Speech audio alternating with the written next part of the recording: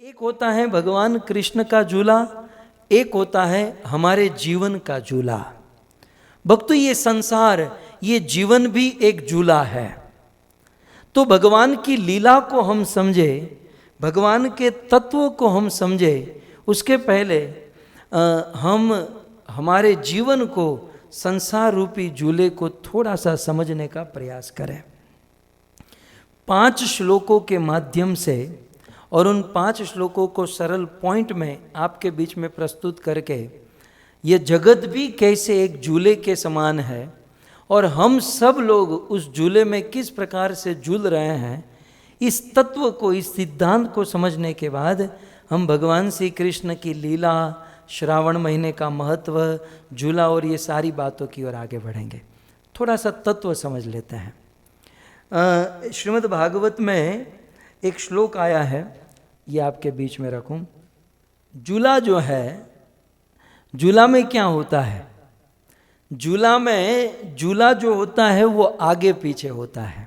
तो झूला जो आगे और पीछे होता है, स्विंगिंग एक्शन जो है वो क्या है? झूले का आगे जाना और झूले का पीछे आना, झूले का आगे जाना, झूले का पीछे आना। जगत के लिए, संसार के लिए, हम जैसे जीवों के लिए सिद्धांत के दौर पर यदि इसे समझना हो तो झूले का आगे जाना ये हैप्पीनेस है और झूले का पीछे जाना ये दुख का समय है। इसलिए भागवत के श्लोक में कहा गया कि स्विंगिंग एक्शन, ये जो झूला आगे पीछे होना, ये सुख और दुख के समान है। और श्रीमद् भगवद गीता में भगवान श्री कृष्ण ने कहा कि कृष्ण, यदि इस पृथ्वी पर, इस दुनिया में आए हो तो इस दुनिया में 2 चीज का सामना तो अवश्य करना होगा। और वह 2 चीज क्या है? शीतोष्ण सुख दुखदा। जैसे दृष्टांत देकर भगवान श्री कृष्ण समझाते हैं कि जैसे अर्जुन, जैसे शीत उष्ण, जैसे ठंडी के बाद गर्मी की ऋतु आती है और गर्मी के बाद ठंडी की ऋतु आती है, जैसे दिन के बाद रात आती है, रात के बाद दिन आता है, वैसे ही झूला आगे जाता है। झूला आगे गया है तो समझो वो पीछे आने वाला है, और झूला यदि पीछे है तो हमें समझ जाना चाहिए कि वह झूला आगे जाने वाला है। सो कहने का अर्थ यह है कि झूले की ये जो प्रथम पॉइंट है, स्विंगिंग एक्शन जो है आगे पीछे की है, यह है सुख और दुख। झूला आगे गया तो पीछे आएगा, पीछे गया तो आगे जाएगा। ठीक उसी प्रकार हमारे जीवन में यदि सुख आया तो समझो अब दुख आने वाला है, और हमारे जीवन में यदि दुख आया तो समझो सुख आने वाला है। इसलिए भगवान श्री कृष्ण कहते हैं कि जब जीवन में सुख आए तो अभिमान नहीं करना चाहिए, और जीवन में जब दुख आए तो उसे रोना नहीं चाहिए। सुख और दुख दोनों अवस्था में जो सम होकर रहता है वह व्यक्ति इस संसार में सक्सेसफुल माना जाता है, वो व्यक्ति इस संसार में जीता हुआ माना जाता है। सो संसार के झूले का यह प्रथम पॉइंट है। संसार के झूले के विषय में भागवत के श्लोक में कहा गया कि झूले को झुलाने के लिए swinging action needs a push from behind. झूले को झुलाने के लिए पीछे से किसी का धक्का होना आवश्यक है। अब आजकल तो ये मोटर मशीन वाले भी झूले बन गए हैं, लेकिन जो प्योर टिपिकल जो झूला होता है उसे झुलाने के लिए पीछे से पुश, पीछे से धक्का मारने की आवश्यकता होती है। तो उस झूले को झुलाने के लिए पीछे से धक्का मारने का अर्थ क्या है? हमारे जीवन में जो सुख और दुख आते हैं, वे सुख और दुख धक्के से आते हैं। जैसे झूला जो है वो किसी के धक्का मारने पर, पुश करने पर ही झूलता है, वैसे जीवन के सुख और दुख किसी ना किसी के धक्के से आते हैं और जाते हैं। और वो धक्का क्या है? तभी श्लोक में, भागवत के श्लोक में कहा गया, एतत् आतुर चित्तानाम मात्रा स्पर्शे इच्छयामहु। वो धक्का, सुख और दुख जो आता है, जैसे झूला चलता है तो किसी के धक्के से चलता है, वैसे सुख और दुख धक्के से आते हैं। और वह धक्का क्या है? मात्रा स्पर्शे इच्छया मुहु। मात्रा स्पर्शे, मात्रा स्पर्श माने इंद्रिय सुख की इच्छा करने से, इंद्रिय सुख की इच्छा करने से जीवन में सुख और दुख आते हैं। और एक बार यदि कोई इंद्रिय सुख की इच्छा करके छोड़ दे तब तो वह झूला रुक भी जाएगा, वह सुख और दुख रूपी झूला रुक जाएगा।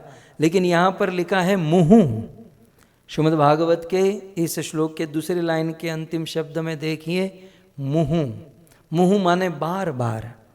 हमारे जीवन में बार बार हम इंद्रिय तृप्ति, इंद्रिय भोग, वे भोगों के पीछे हम पड़े रहते हैं और उसकी इच्छा करते हैं। और इंद्रिय भोग भोगतने की जो इच्छाएं हैं वही हमारे जीवन में उस झूले को धक्का देते हैं, जिससे जीवन में सुख और दुख प्रकट होते हैं। तो झूले का ये दूसरा तत्व है। झूले का तीसरा तत्व श्रीमद् भागवत के अगले श्लोक में कहा गया, ग्रेटर द स्पीड। यदि झूले की स्पीड जितनी ज़्यादा है उतना ही ज़्यादा एक्साइटमेंट होता है। झूले की स्पीड जितनी अधिक है उतना अधिक एक्साइटमेंट होगा, लेकिन साथ ही साथ उतना अधिक रिस्क भी होगा। सो कहने का अर्थ यह है कि झूले की स्पीड जितनी अधिक होती है, एक्साइटमेंट भी ज़्यादा होता है, लेकिन साथ ही साथ रिस्क भी बहुत अधिक होता है। ठीक उसी प्रकार हमारे जीवन में हम इंद्रिय तृप्ति, इंद्रिय भोगों की स्पीड बढ़ा देंगे तो जीवन में हो सकता है थोड़ा बहुत क्षणिक सुख मिल जाए, लेकिन हमारे जीवन में रिस्क बढ़ जाएगा। सो जीवन रूपी झूले की इंद्रिय भोग तृप्ति की स्पीड को, मात्रा को यदि बढ़ाएंगे तो हमारे जीवन में बहुत बड़ा रिस्क खड़ा हो जाएगा। देखिए, मनुष्य जीवन मिला है, हम सब मनुष्य हैं। हमारे जीवन में धर्म, अर्थ, काम, मोक्ष, कामना भी एक मनुष्य जीवन का हिस्सा है। कामनाएं होनी चाहिए, इच्छाएं होनी चाहिए, लेकिन कामना इच्छा कितनी होनी चाहिए? तब भागवत के श्लोक में कहा गया, कहते हैं यावत भ्रियते जठरम। भागवत के श्लोक में कहते हैं कि यावत, जब तक हमारा जठर, भ्रियते अर्थात जब तक हमारा शरीर चल जाए, जब तक हमारा शरीर, हमारा जीवन टिक जाए। यावत, जब तक हमारा शरीर चल जाए, हमारा जीवन टिक जाए, हमारा पेट भर जाए, तावत स्वस्थम ही देहि नाम, हमें उतना ही भोग भोगना चाहिए। अर्थात जितने से हमारा जीवन चल जाए, जितने से हमारा जीवन टिक जाए, हमें उतना ही संग्रह करना चाहिए, उतना ही भोग भोगना चाहिए, उतना ही भौतिक वस्तु में रचा पचा रहना चाहिए। और जो अधिक समय जो मिलता है, उससे जो अलग समय मिलता है, उसमें ज़्यादा से ज़्यादा भगवान का भजन करना चाहिए। बहुत सुंदर श्लोक है भक्तों। श्रीमद् भागवत के 7वें स्कंद के 14वें अध्याय का 8वां श्लोक है ये।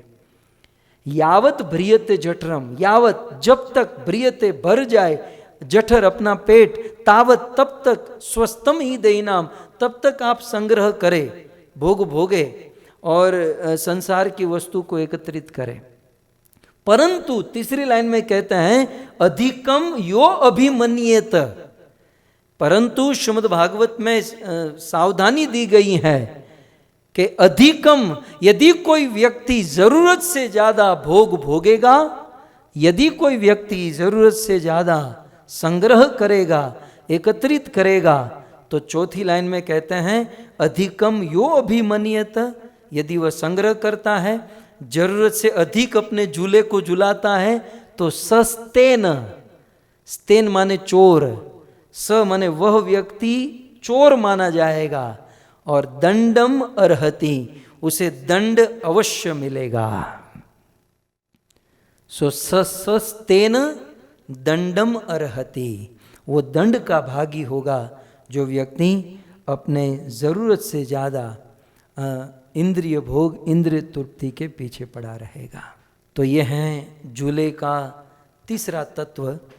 और झूले का चौथा तत्व, झूले के इस चौथे तत्व में कहा गया है कि झूला जितना फास्ट होगा, आपका जीवन रूपी झूला जितना तेज गति से चलेगा, उस झूले को शांत करने में अर्थात उस झूले को रोकने में उतनी ही देरी लगेगी।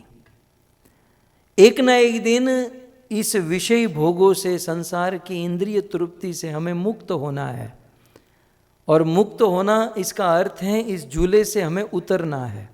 यदि तेज गति से झूला चल रहा होगा तो आप उस झूले से उतर नहीं पाओगे, और यदि उतरने का प्रयास किए तो गिर जाओगे। इसलिए अपने जीवन के झूले को इतना भी तेज न लेकर जाए कि उसके प्रति अनअटैच्ड वैराग्य आप न ले सको। कभी कभी कुछ लोग अपने झूले को इतना झुलाते हैं, इतना झुलाते हैं, कहते हैं अपने ही झूले में वो फंस जाते हैं, अपने ही झूले में वो मर जाते हैं।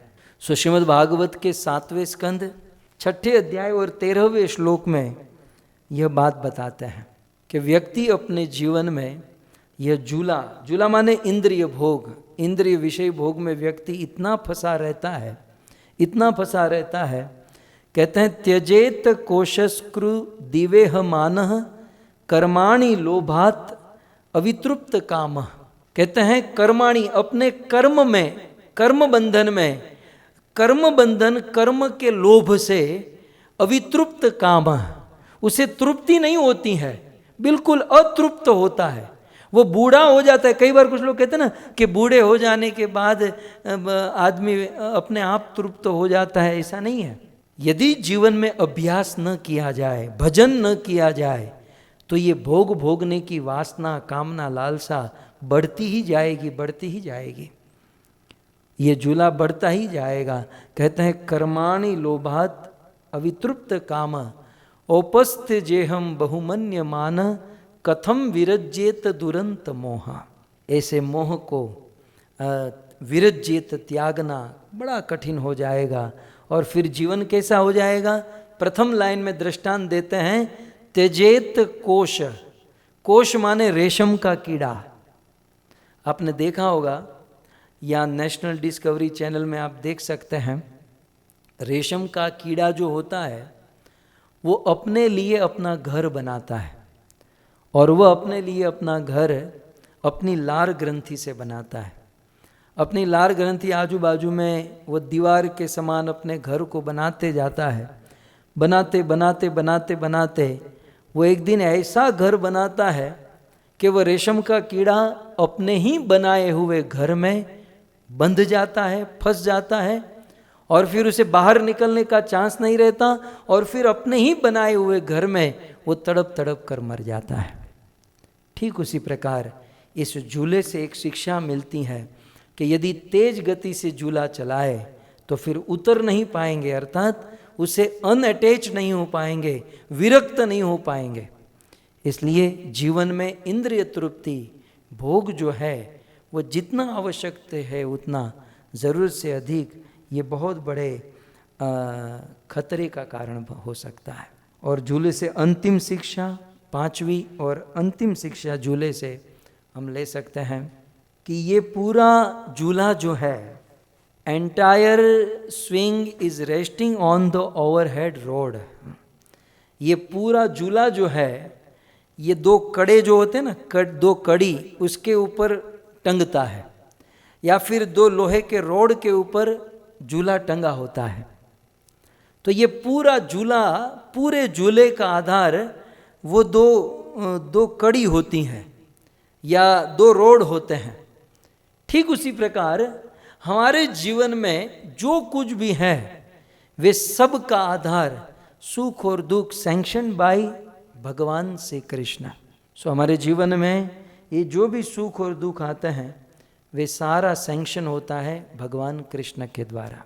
यहाँ पर एक बात हमें समझनी होगी, यद्यपि हमारे जीवन में सुख और दुख हमारे कर्म के अनुसार मिलते हैं, यद्यपि हमारे जीवन में सुख और दुख हमारे कर्म के अनुसार मिलते हैं, लेकिन हम और हमारे कर्म के बीच में भगवान कृष्ण है।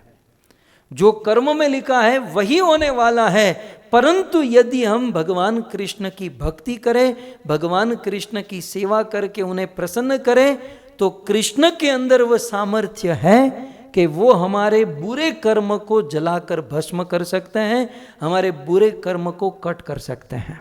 तो यहाँ पर वही कहा गया है कि पूरा एंटायर झूला जो है वह दो रोड के ऊपर डिपेंड है, और वह दो रोड स्वयं भगवान श्री कृष्ण है। और इसका प्रमाण श्रीमद् भगवद गीता में मया दक्षिण प्रकृति सूयते सचराचरण। जैसे हम देखते हैं कि इस दुनिया में कोई भी व्यक्ति अच्छा या बुरा कर्म करता है तो वह प्रकृति के 3 गुणों के हिसाब से करता है। प्रकृति के 3 गुण सत्व, रजस और तमस। जब सत्व गुण अवस्था में आदमी होता है तो उसे मंदिर जाने का मन होता है, भगवान को प्रणाम करने का मन होता है। वही व्यक्ति को जब रजोगुण हावी होता है तब पैसे कमाने का मन होता है, लोभ उत्पन्न होता है। और उसी व्यक्ति को जब तमोगुणी हावी हो जाता है तो कामनाएं उत्पन्न होती हैं, क्रोध उत्पन्न होता है। तो ये सारी घटनाएं हमारे जीवन में इन तीनों गुणों के ऊपर डिपेंड है। और ये प्रकृति के तीनों गुण सत्व, रजस, तमस, ये हमारे कर्म के ऊपर डिपेंड है। लेकिन वह प्रकृति, वो कर्म के ऊपर स्वयं भगवान कृष्ण बैठे हैं। और ये प्रकृति के गुण जो हैं मयाध्यक्षेण, कृष्ण कहते हैं मेरी अधिअक्षेण, अर्थात मेरे आंखों के इशारे से चलते हैं। सो भक्तों, हमारे जीवन में सत्व गुण का आना, रजोगुण का आना, तमोगुण का आना, ये हमारे कर्म के ऊपर डिपेंड है। 30 पर भी यदि हम भगवान कृष्ण को प्रसन्न कर लेते हैं तो ये तीनों गुण के स्वामी स्वयं भगवान कृष्ण है, वो हमारे गुणों को भी सुधार सकते हैं और हमारे जीवन में हमारे बुरे कर्म को कट कर सकते हैं। सो इस प्रकार से झूले के विषय में थोड़ी सी सात्विक तात्विक चर्चा मैंने आपके बीच में रखी, क्योंकि झूलन यात्रा 5 दिन तक चलेगी। झूलन के विषय में हम सुनेंगे तो थोड़ा सा जीवन रूपी झूला क्या होता है ये मैंने आपके बीच में भागवत के 5 श्लोक के माध्यम से प्रस्तुत किया। कुल मिलाकर यही है कि जीवन रूपी झूले का आधार स्वयं भगवान कृष्ण है और ये डोरी भगवान कृष्ण को सौंप देनी चाहिए और जीवन के कर्म को मिनिमाइज करते हुए भगवत भजन की ओर हमें अग्रसर होने का प्रयास करना चाहिए। ऐसा नहीं है कि आज ही सब कुछ छोड़ छाड़ कर चले जाए, ऐसा नहीं है, लेकिन धीरे धीरे धीरे धीरे धीरे संसार की आसक्ति कम होती जाए और भगवान के प्रति प्रेम अनुराग बढ़ता जाए। ये अभ्यास अभी से ही प्रारंभ हो जाना चाहिए, ताकि जब मृत्यु का समय आए, जब ये शरीर छोड़ने का समय आए, तब इस संसार में 1% भी हमारी आसक्ति न रह जाए।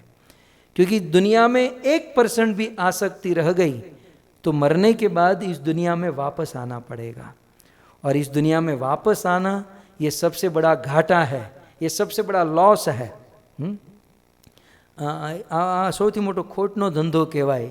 આટલું સુંદર મનુષ્ય જીવન મળ્યું હોય અને ભજન ન કરીએ અને 84 લાખના ફેરામાં પાછા ફરીએ। इसलिए इस जीवन रूपी झूले को समझकर अपने जीवन को सुधारना चाहिए।